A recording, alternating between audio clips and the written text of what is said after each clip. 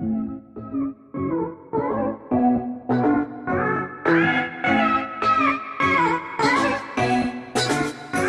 guys, it's Jessie Madrigal and welcome back to my... Yes!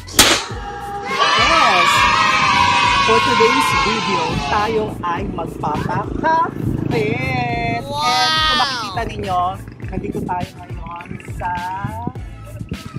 Loyola Cemetery. And everyday, dito ako naglalakad-lakad. You know, kailangan natin ng konting cardio and kailangan natin magpakapit. Kaya ito ang napili ko, puntahan everyday para mag-brisk walking.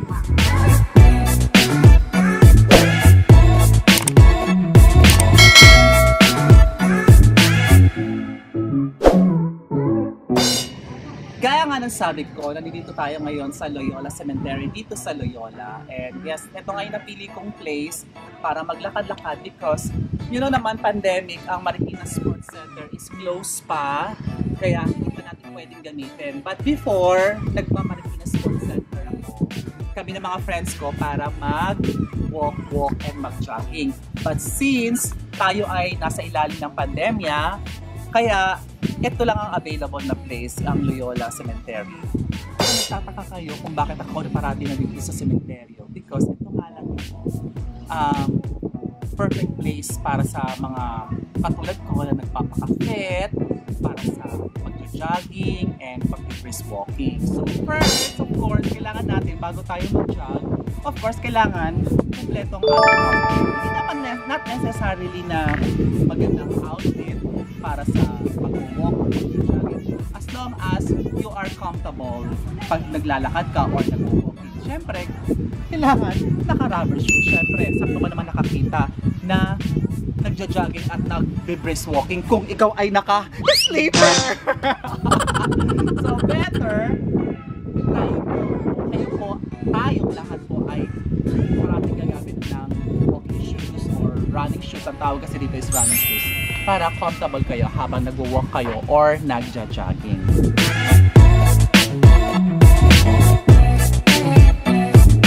To start sa ating brisk walk, kailangan i-set natin ang ating cellphone. Kasi diba, kung ikaw ay naka-iPhone, tip lang to kung ikaw ay naka-iPhone at mamonitor kung yung activities na ginagawa mo everyday. Like for example, yung heart rate mo, and then yung calories mo, and yung how many steps na yung nagawa mo for today.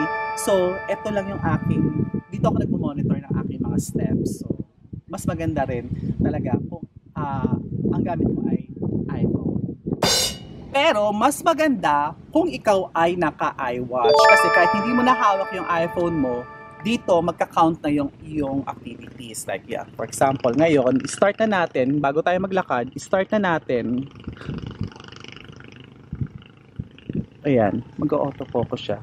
So, nakalagay ready. So, you can start na mag-walk para ma-count yung ginawa mong walk or steps for today.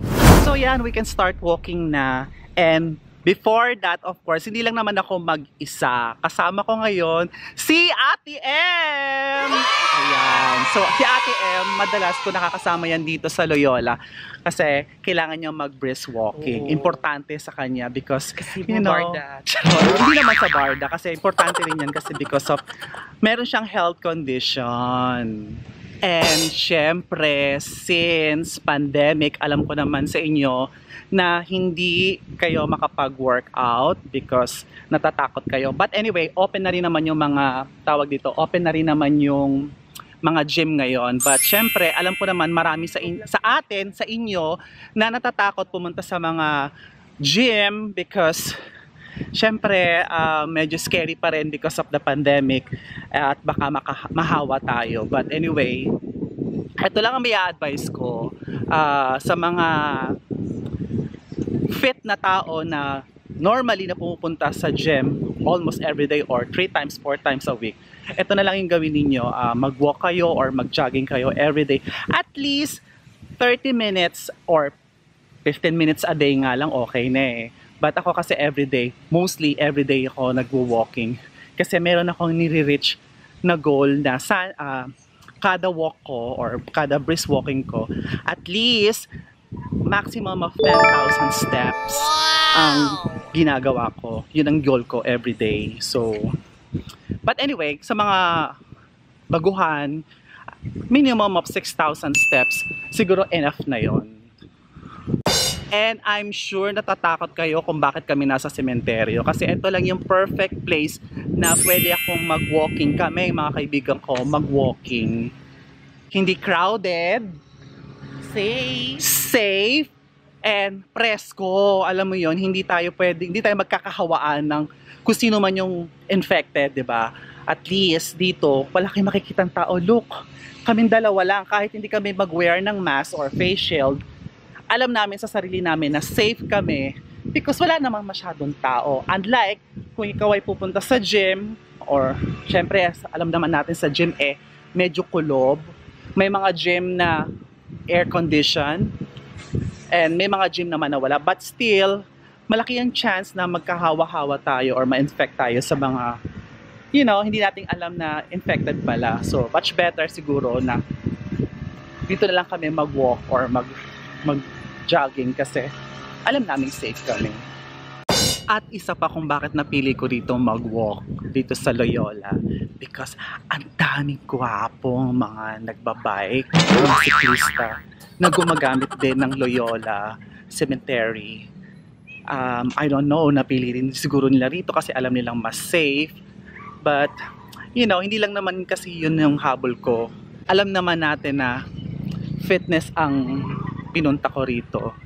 Kahit wala sa lugar, alam mo yun. But ito lang yung alam kong pwesto or place na pwede akong mag-walk. Kasi free. So you don't have to pay. Punta lang kayo ng sementeryo. Please comment down below sa mga nakaka-relate. Hi, Kuya Ness. Si Kuya Ness, nakilala ko lang yan dito. Araw-araw siya nandito sa puntod ng kanyang parents at kapatid. Ha? Anniversary. Ngayon? Anniversary. Oh, death anniversary. May mga artista pa nyo. Di naman.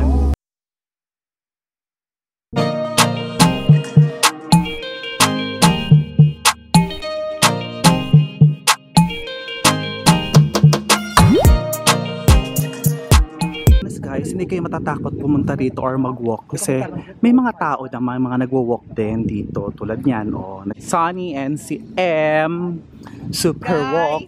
Kung nagtataka kayo, akala nyo ako lang mag-isa maglakad. Syempre, kasama ko rin sila. Sila ang madalas kong nakakasama mag-walk dito sa Loyola. Anyway, siya talagang original na nagwo-walk dito sa Loyola. Gusto niyo ba i-tour ko kayo dito? Kasama ko ang mind, ha? Kung bet nyo. So, di ba gusto kong bet to? Kumain na lang po, ha? Kasi marami pa naman vacant dito dahil.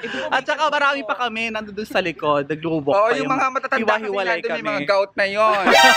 Yung isa may gout, yung matagal maglakad, yung isa PWD, yung isa malakas magbayad sa lalaki. Kaya lang niya sama. Ayan na. Ay, mauti talaga yung dahil. Ay, may ito na. Yan, makikita mo na. So, yan pa, isa pa yung makakasama. So, late siyang dumating, kaya mag-hi ka muna. Hello, mga YouTube followers, subscriber.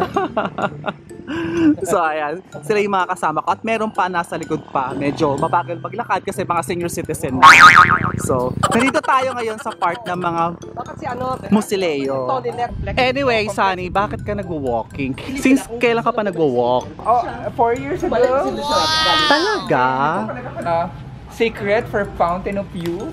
Ay! Explain mo sa kanila kung bakit kumukuha ka ng mga gumamela. Nilalaga ito. Nilalaga siya. Tapos, sa mga diabetic na tulad niya. Saka gusto mo tagang gumanda. Aya, wow. 27. 48. So yan ang sikreto niya, nilalaga niya po yan. Kinukuha niya yan dito sa sementeryo parati, every time. 48 po siya sa December, please support. Mag-57 na po siya ngayon. Okay lang, walang problema sa akin. Importante nagsasabi ng totoo. Sabi ko ng totoo, 37. Pak, 37. So ayan na sila. Dumating na yung mga kasamahan Ang gumamela ko. po ay pampababa ng sugar. 19. Hypoglycemia. 19 ano ka sa Tayop kayo. Ginaganyan niyo si Sunny. Alam niyo namang healthy yung gumamela daw. Ang gugulo nila. Actually, sila yung mga regular na kasama ko mag-walk at mag-jogging dito sa Loyola. Ayan, guys, nakuha na nakita siya. niyo na. Ilalaga ko ito mamaya. Ha? Ano ba nakukuha mo dyan? Madami. Antioxidant to. Isa sa mga powerful antioxidant. So, madami siyang nagagawa. Una-una sa collagen siya sa skin. Oh, Pangalawa, talaga sa ba? blood pressure. Sa high blood sugar. At syempre, papampalakas ng resistensya tong gumamela. Di ba ginagamit nga ito sa pigsa? So, ibig sabihin, maganda siya sa mga antibacterial, anti-fungi, anti-keme. Di ba? Mag-google nga. Tingnan natin kung totoo yung sinasabi niya. Ay, di ba? Ang ganda, oh, di ba? Kita-kita naman, di ba? Ang skin. Oo nga. Nakakabagets nga ang gumamela. Hindi obvious na ano lang ako. Ayok sabihin. Siyempre, Sunny, aside from paglalaga at pag-inom ng gumamela, siyempre, may iba ka pang ginagawa pag walking. Walking. Saka meron ako mga skin regimen. Nang alam mo yun, kasi depende naman sa skin. Alam mo yun, kasi yung mga bagets, ay mga bagets ka. Bakla ka. Huwag mo kasi sa mga matatanda. Bawal. Actually, dito kami ngayon sa part ng mga musileo. So, makikita nyo kung bakit. Pamay na lang Para may mga bahay. Pamay na lang Nandito po po kami sa gilid sa side ng anong wing side ba to ng Loyola? Ito yung na puro musileo. East side. East side. Oo. East side daw sabi dito ni yung Sonia. mga nakakaangat sa buhay. Yeah. Alam mo yun? Yung mga musileo. Oo, yan dito. Gusto niyo ba, guys? Pamay na lang po yung mga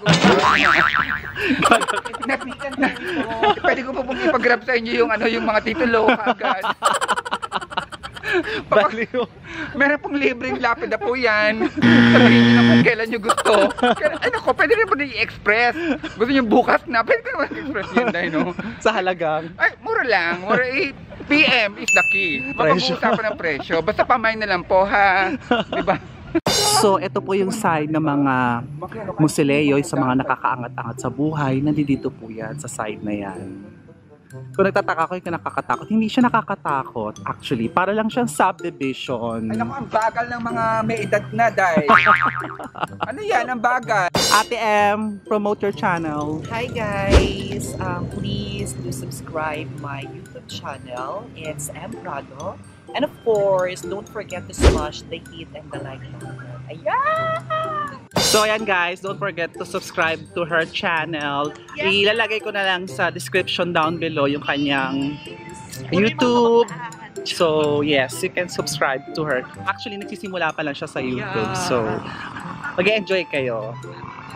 I'm sure nakapanood kayo ng aking last upload na video kung saan nag-swimming kami somewhere in Antipolo. Saan ba yun, te? Sa Zian Zian Garden Resort. Sa mga hindi pa nakakapanood, eto, i-click lang yan. Makikita nyo sa comment, or no, makikita nyo dito sa description yung link ng video sa mga hindi pa nakakapanood. So, try to check that video. It's so funny and masaya. Pakakakita kayo ng magagandang transgender. Yun yung last na in-upload ko dito sa YouTube. Ayan guys, medyo dark na because it's already 6 o'clock in the evening here. And sad to say, hindi ko na-achieve yung 10,000 steps na kailangan ko ma-achieve every day. But it's okay kasi naka 8,500 steps na ako today. And 1,500 na lang ang kailangan ko. But maybe later, I'm gonna walk later dun sa bahay ng isang kaibigan ko, si May. Na-enjoy mo? Medyo dark na eh. So, nakailang steps ka? 9,500. Wow! Ako 8.5 lang. Kulang ako. Kasi na nga, medyo dark na and konting rest muna tayo habang inaantay natin yung mga kaibigan ko. Kasi nagwo-walk pa rin sila. So, kailangan nila ma-achieve yung 10,000 steps nila. So, I feel really guilty because hindi ko siya na-achieve today. But okay lang yan. At least naka 8.5 na tayo today.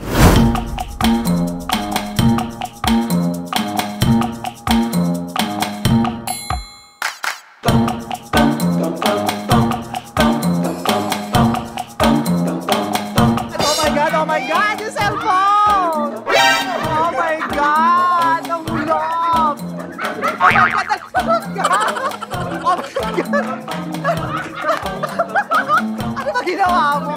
Siya na naman ang may pakana. Yung cellphone mo Samsung, di ba siya rin? Oh my God, ikaw yung napansin.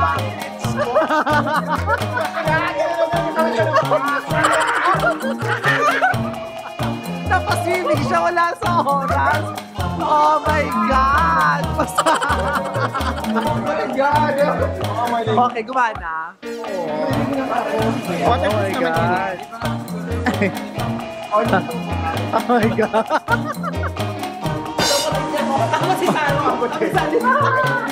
Paano? Akala mo aquarium. Basang-basa ka. Mag-comment tayo mamaya ha.